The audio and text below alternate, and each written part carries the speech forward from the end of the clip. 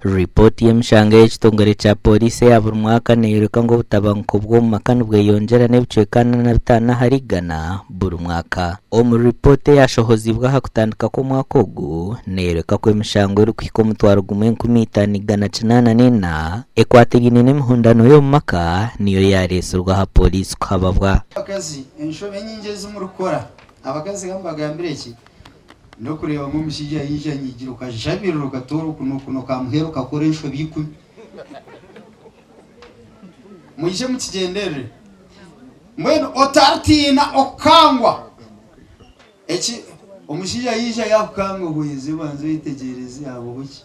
omwena anayitinga kushabirwa ningo mwari kwetinga grace ya mizi cyonga muhereze turebe kutwayengera kweyongera ha mutindo gwitu nk'abacyara ahabwa amaka gitu ahabwa abana bitu nahabwa byona mbwene akuba noro omukazi amaka nuwo musinjo gweka so okukiteekateekaho nkaba ningira ngu abacyara tugire kitwashomera izoba twongere ahabwa obuteeka bw'amaka gitu. Ahabwa enshonga egi abanyadini hamwe n'ebindi bitongore birikukwatwaho batandikire kushomesa abantu omu byanga kandi aba batandikire omu disitulikiti ya Rwampara omuri Ndiija.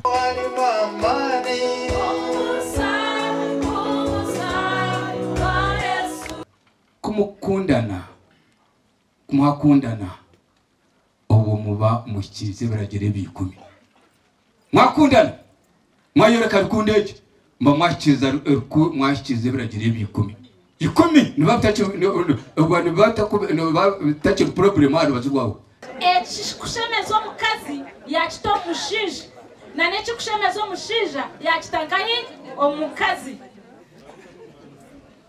ngo omushija aho omukazi ekimushemerire na n'omukazi aho omushija kizire ki rero eshaha yo kurwana no kurumana mutakagiraki mwene byo kubikuija bworo bwija manya bana za school fees manyiwe manya noreba manya wasigaho wareba ryo ebyo byona kubirije ekirungo kiri eshahejo yakika ngo mutagira ki mutabaranaho ebyentasiyo omu maka abakundi no kuryana hamwe n'obutesigana nizo nshonga nkore zirikurugiriraho obutabanguko bw'omu maka bwayeyongyera. Ekintu kyona ekitari mu nkwatanisa kyona nikicumbagira ogwo mubiri tugwawe nogwoha nogw'omukazi wawe ogume hagira ata ashemererwe ananuke amanye ngu nawe akija kugira ata kushwera. Abakazi abana batabari hansi y'emyaka 12 hamwe n'abana babisha bari hagati y'emyaka 15 kuza hari 17 nibo basinjireyo kutuntuzubwa. Ahabwa TV West ndi Era Akiza.